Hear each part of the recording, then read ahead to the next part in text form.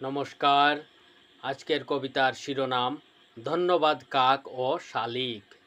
প্রতি সকাল বেলাতে বাড়ির চারিপাশে শালিক পাখির ঝাঁক খাদ্য খুঁজিতে করে পায়চারি। বাড়ির চারিপাশে কুটে কুটে খায় ফেলে দেওয়া খাদ্যের অবশিষ্টাংশ, যেমন বিস্কুটের গুঁড়ো কিংবা ভাতের টুকরো।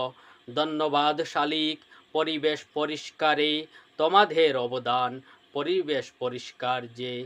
সকাল হলে কাকা রবে উড়ে চলে আবর্জনা স্তূপে বসে কৌতূহলে পরিষ্কারে। কাকেরা মরা পচা প্রাণী খেয়ে পরিবেশ রক্ষা করে, হতে দেয় না দুর্গন্ধ অঞ্চল জুড়ে।